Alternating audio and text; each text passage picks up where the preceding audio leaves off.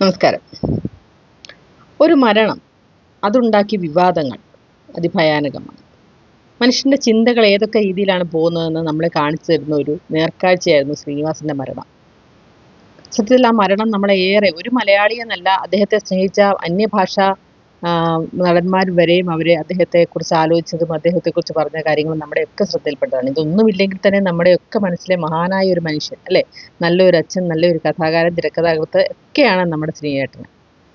പക്ഷെ അദ്ദേഹത്തിന്റെ മരണശേഷം ഇത്രയും വിവാദങ്ങൾ, അതിൻ്റെയൊക്കെ ആവശ്യമുണ്ടായിരുന്നു എന്ന് നമ്മൾ ഒരു നിമിഷം ചിന്തിച്ചു നോക്കണം. സത്യത്തില് എത്രയേറെ വേദനയോടുകൂടി രണ്ട് ആമ്പിള്ളേരിരുന്ന് കരയുന്ന കരച്ചില്, നമുക്കതൊക്കെ അപൂർവമായിട്ട് കാണാൻ കിട്ടുന്ന കാര്യങ്ങളാണ്. അതായത് മിക്ക അച്ഛനും അമ്മയും മരിക്കുമ്പോൾ ആമ്പിള്ളേർ ഇതുപോലെ ദുഃഖമടർത്തി കടിച്ചമർത്തി നിൽക്കുന്ന കാഴ്ചകളാണ് നമ്മളൊക്കെ പലപ്പോഴും കണ്ടിട്ടുള്ളത്, അല്ലേ? പല മരണ വീടുകളിലും നമ്മൾ ചെല്ലുമ്പം പെൺമക്കൾ തല്ലി അലച്ച് കരയും. ഞാൻ പലപ്പോഴും എൻ്റെ കൂട്ടുകാരോടൊക്കെ പറയുന്നത്, പെൺകൊച്ചുങ്ങളില്ലാത്തതുകൊണ്ട് എൻ്റെ മരണമൊക്കെ വളരെ ഡള്ളായിരിക്കും. കാരണം കുട്ടിക്ക് നീ ശവശരീരം എടുക്കുമ്പം പെൺകുട്ടികളൊക്കെ ആർത്തലച്ച് കരയുന്ന ഒരു കാഴ്ചയുണ്ടല്ലോ, അതൊന്നും കാണാത്തതുകൊണ്ട് എൻ്റെയൊക്കെ മരണം ചിലപ്പോൾ ആൾക്കാരൊന്നും കാണാൻ. കാരണം അതൊക്കെ കാണാനാണ് ആൾക്കാർ കൂടുന്നത് പലപ്പോഴും ചിന്തിച്ചു പോകാറുണ്ട്. അപ്പം അങ്ങനെ ചിന്തിച്ച കൂട്ടത്തിലാണ് കഴിഞ്ഞ ദിവസം ശ്രീനിവാസന്റെ മരണത്തിൽ അവർ എത്രമാത്രം പൊട്ടിക്കരയുന്ന ആ കാഴ്ച നമ്മളെയൊക്കെ വേദനിപ്പിക്കുന്നതും നമ്മളെയൊക്കെ കണ്ണീരടിച്ചതും കരയിച്ചതും ഒക്കെ കാര്യങ്ങളാണ്. അപ്പം ഈ പൊട്ടിക്കരയാനായിട്ട് നല്ല മക്കളുണ്ടായാൽ മതി, അവരെ നന്നായിട്ട് സ്നേഹിച്ചാൽ മതി എന്നൊക്കെ തോന്നുന്ന ഒരു സന്ദർഭമായിരുന്നു അത്. പക്ഷെ എന്നിരുന്നാലും ആ അവസാന കണ്ണീരുപ്പിയെടുക്കും മുമ്പേ ഉണ്ടാകുന്ന വിവാദങ്ങൾ നമ്മൾ അതിലേറെ വേദനയിലാഴ്ത്തുന്നു. ഞാൻ പറഞ്ഞു വന്ന പലപ്പോഴും ഈ പെൺമക്കളില്ലെങ്കിൽ ഞാൻ കൂട്ടുകാരോട് പറയുന്നൊരു കാര്യമാണ്, പെൺമക്കളൊന്നും ഇല്ലാത്തതാണെങ്കിൽ എൻ്റെ ശവം എടുക്കുമ്പോൾ ഒരു ആഘോഷമില്ല എന്ന് ഞാൻ പറയാറുണ്ട്. തമാശയായിട്ട് പറയുന്നതാണ്. എൻ്റെ മരണത്തെക്കുറിച്ച് തന്നെ മറ്റാരുടെയും കാര്യമല്ല പറയുന്നത്. ഞാൻ ഇങ്ങനെ പറയാറുണ്ട്, പെൺമക്കൾ വേണം മരിച്ചു കിടക്കുമ്പോൾ ഒരു ഒരു ഒരു ഓളം വേണം എന്നൊക്കെ ഞാനിങ്ങനെ തമാശയ്ക്ക് പറയാറുണ്ട്. പക്ഷെ എന്ന് പറഞ്ഞാലും ഇത് കുറച്ച് കൂടി തമാശ ആയിപ്പോയി എന്ന് നമുക്ക് തോന്നിപ്പോകും, ഈ മരണത്തിനോട് ചേർന്നുള്ള ഈ വിവാദങ്ങൾ. അതായത് ശ്രീനിവാസൻ്റെ മകൻ വിനീത് ശ്രീനിവാസൻ ഇട്ടിരുന്ന ഷർട്ടിൻ്റെ കൂടെ ഒരു അന്നിട്ടുന്ന അതേ ഷർട്ട് കൂട്ടി കൂട്ടുകാരൻ്റെ കൂടെ ചിരിച്ചു നിൽക്കുന്ന ഒരു ഫോട്ടോ. അച്ഛൻ്റെ ചിതയടങ്ങും മുമ്പേ ചിരിച്ചു ഉല്ലസിച്ച വിനീത് ശ്രീനിവാസൻ. ധ്യാനിൻ്റെ മുഖ്യമന്ത്രി വന്നിപ്പം എഴുന്നേറ്റില്ല, ബഹുമാനിക്കാമായിരുന്നു, ഒന്ന് എഴുന്നേറ്റ് നിൽക്കാമായിരുന്നു, അദ്ദേഹത്തെ കയ്യെ തട്ടിയപ്പോൾ അദ്ദേഹത്തെ നോക്കി ചിരിക്കാമായിരുന്നു, എന്തൊക്കെയാണ് പറയുന്നത്. ദുർഗ എന്ന് പറയുന്ന നടി വന്നപ്പോൾ അദ്ദേഹത്തിൻ്റെ മരണത്തിനടുത്ത് നിന്ന് ചിരിച്ചു. അതുപോലെ തന്നെ മമ്മൂട്ടി അദ്ദേഹത്തിൻ്റെ ചിതയടങ്ങും മുമ്പേ ഈ പറഞ്ഞല്ലോ പുതിയ സിനിമയുടെ ലോഞ്ച് അനൗൺസ് ചെയ്തു.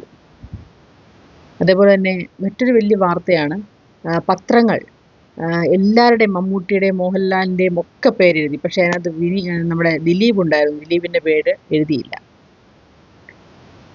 അതേപോലെ തന്നെ അങ്ങനെ ഒരുപാട് ഒരുപാട് ഒരുപാട് വിവാദങ്ങൾ.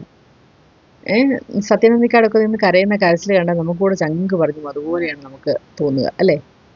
നമ്മുടെ വീട്ടിൽ നിന്ന് ആരോ ഒരാളെ ഇറങ്ങിപ്പോകുന്ന ഒരു ഫീലാണ് നമുക്ക് ഇന്നലെയൊക്കെ ഉണ്ടായത്. പക്ഷെ അതിനിടയ്ക്ക് ഇതൊക്കെ പറയുമ്പം അവരുടെ മാനസികാവസ്ഥ, അവർ ഏത് രീതിയിലാണ് ചിന്തിക്കുന്നതെന്ന് എനിക്ക് മനസ്സിലാകും. എനിക്കൊന്ന് ഇങ്ങനെയുള്ളവരൊക്കെ ആയിരിക്കും കഴിഞ്ഞ ദിവസം ഒരു മനുഷ്യനെ പച്ചയ്ക്ക് തല്ലിക്കൊന്നു. നമ്മുടെ കേരളത്തിലാണെന്ന് ഓർക്കണം, ആരും ഇതുവരെ അനങ്ങിയിട്ടില്ല, ഒരു സാംസ്കാരിക നേതാവും ഇതുവരെ അനങ്ങിയിട്ടില്ല. പച്ചയ്ക്ക് തല്ലിക്കൊന്നു. ഒന്ന് ആലോചിച്ച് നോക്കണം. ഇതുപോലെ മനസ്ഥിതി ഉള്ളവരൊക്കെ ആയിരിക്കും എന്നാണ് എനിക്ക് തോന്നുന്നത്. അതിൽ സ്ത്രീകൾ വരെ ഉണ്ടായിരുന്നു എന്ന് പറയുന്നു. സത്യത്തിൽ ഒരു കുഞ്ഞിനെ തല്ലുന്ന കണ്ടാൽ നമുക്ക് സഹിക്കാൻ പറ്റില്ല. അങ്ങനെയുള്ള സ്ത്രീകൾക്കൊക്കെ ഇങ്ങനെയൊക്കെ എങ്ങനെ ചെയ്യാൻ പറ്റുമെന്ന് മനസ്സിലാവുന്നില്ല. മധുവിൻ്റെ കഥ നമ്മൾ മറന്നിട്ടില്ല, അല്ലേ? മധുവിൻ്റെ കഥ മറന്നിട്ടില്ല. അതേപോലെ തന്നെ ഒരു പാവം പിടിച്ചാൽ അതൊരു അന്യ സംസ്ഥാനക്കാരനായതുകൊണ്ടാണോ ഈ അവഗണനയെന്നും എനിക്ക് മനസ്സിലാവുന്നില്ല. അതുപോലെ എത്ര മരണം, അല്ലേ? ഇന്നലെ പക്ഷേ അതിൽ നിന്നൊക്കെ നമ്മളെ മാറ്റി നിർത്തിയത് ഈ ശ്രീനിവാസൻ്റെ മരണവും അദ്ദേഹത്തിൻ്റെ ഈ ഫ്യൂണറൽ ഫംഗ്ഷനും ഒക്കെയാണ്, ആ പരിപാടികളൊക്കെ തന്നെയാണ്. പക്ഷെ എന്നിരുന്നാലും ഇങ്ങനെയുള്ള വിവാദങ്ങൾ ഉണ്ടാക്കുന്നവരെ സത്യത്തിലൊന്ന് സൂക്ഷിക്കണം എന്നാണ് എനിക്ക് പറയുന്നത്. അവരുടെ മാനസികാവസ്ഥ ശരിയല്ല എന്ന് തന്നെ വേണമെന്നാണ് എനിക്ക് കരുതാൻ. അതാണ് സത്യം.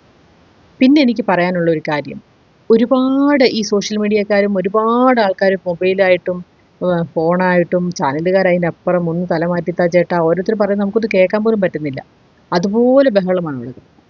സത്യത്തിൽ ഇങ്ങനെയുള്ള സെലിബ്രിറ്റികൾക്ക് ഇനി എന്തെങ്കിലും ഇതുപോലെ ആപത്തുണ്ടായാൽ അവർ ചെയ്യേണ്ട ആദ്യത്തെ കാര്യം ഇവരെയൊക്കെ ഒഴിവാക്കി നിർത്തിയിട്ട് ഏതെങ്കിലും ഒരു ചാനലുകാരെയോ അല്ലെങ്കിൽ ഒരു ഫോട്ടോഗ്രാഫറെയോ ഒക്കെ ഒന്ന് സെറ്റ് ചെയ്ത് വെച്ചിട്ട് ഇത് മുഴുവൻ പകർത്തി അപ്പം മറ്റുള്ളവരിലേക്ക് എത്തിക്കാനുള്ള എന്തെങ്കിലും സംവിധാനം ചെയ്യണം. എങ്കിലേ നമുക്കും അത് വിഷ്വൽസ് കൃത്യമായി കിട്ടുകയുള്ളൂ എന്നാണ് സംശയം. അതായത് ഇന്നലെ ഞാനിത് കാണും തോറും ഓരോ സംഭവം കാണുന്ന നേരം ഓരോ ചാനലും അതിനകത്ത് വൃത്തിയായിട്ടുണ്ടോ, ഇതിനകത്ത് വൃത്തിയായിട്ടുണ്ടോ, അതിനകത്ത് ശരിക്കും കാണാവോ, ഇത് ഏത് ചാനലാണ് ഇത് വൃത്തിയായിട്ട് കൊടുക്കുന്നുള്ള നെട്ടോട്ടമാണ് ശരിക്കും പറഞ്ഞാൽ ഇന്നലെ ഉണ്ടായത്. അത് പല ചാനലിലും കുറച്ചുകൂടെ ഏത് ചാനലിലാണ് വൃത്തിയായിട്ട് കാണിക്കുന്നത് എന്ന് കാണാനുള്ള ഒരു തത്രപ്പാടിലായിരുന്നു ശരിക്കും. പക്ഷെ അത് മാറ്റിയിട്ട് ഏതെങ്കിലും ഒരാളെ ഏൽപ്പിച്ചാൽ, ചാനലുകാരെ ഏൽപ്പിച്ചാൽ അത് വലിയ പ്രശ്നമാകും. ഇതിനപ്പുറത്തെ വലിയ വിവാദങ്ങളായിരിക്കും ഉണ്ടാക്കാൻ പോകുന്നത്. അതുകൊണ്ട് ഏതെങ്കിലും നല്ല റെപ്യൂട്ടഡ് ആയിട്ടുള്ള ക്യാമറാമാനെയൊക്കെ ഏൽപ്പിച്ച് അത് കൃത്യമായി ഷൂട്ട് ചെയ്ത് അപ്പോൾ തന്നെ ഇത് ഇവർക്ക് എത്തിക്കാനുള്ള എന്തെങ്കിലുമൊക്കെ, ഇപ്പോൾ നമ്മുടെ നിയമസഭയിലെ സംഭവങ്ങളൊക്കെ ഇങ്ങനെയല്ലേ ഇപ്പം ചാനലുകാർക്ക് കിട്ടുന്നത്. അതുപോലെ എന്തെങ്കിലും സംവിധാനം അത്യാവശ്യമായിട്ട് അമ്മ അല്ലെങ്കിൽ അത് AMMA എന്താണ് അവർ ഇടപെട്ട് അല്ലെങ്കിൽ ആ വീട്ടുകാർ ഇടപെട്ടോ നടത്തണം എന്നാണ് എൻ്റെ ഒരു അഭ്യർത്ഥന. കാരണം ആ രീതിയിൽ അത്രയ്ക്ക് മോശമായ കാര്യങ്ങളാണ് നമ്മൾ ഇന്നലെ അവിടെ കണ്ടുകൊണ്ടിരുന്നത്. ഓരോരുത്തരും വരുന്നത് പൃഥ്വിരാജ് കൂളിംഗ് ഗ്ലാസ് ധരിച്ചു വന്നു.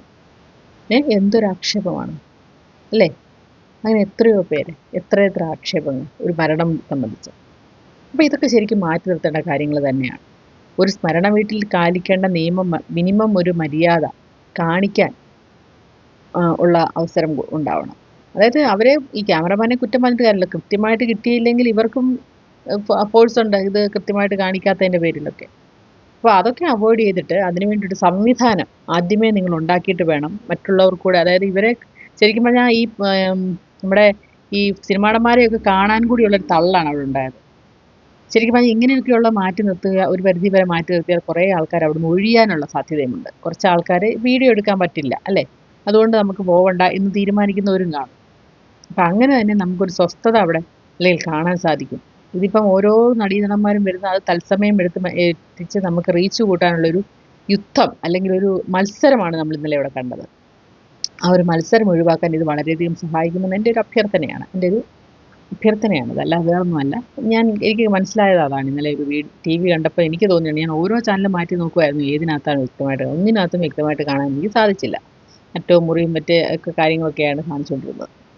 അപ്പോൾ ഇതൊരു അഭ്യർത്ഥനയായിട്ട് എടുത്തിട്ട് ഇനിയെങ്കിലും നിങ്ങൾ അങ്ങനെയൊക്കെയുള്ള കാര്യങ്ങൾ അല്ലേ, ഈ നമ്മൾ എവിടെയെങ്കിലുമൊക്കെ മരിച്ചിട്ട് പോകുമ്പോൾ പ്രത്യേകിച്ചും ക്രിസ്ത്യൻസിൻ്റെ വീടുകളിൽ അവിടെ ഒരു ഫോട്ടോഗ്രാഫും വീഡിയോഗ്രാഫും ഒക്കെ കാണും.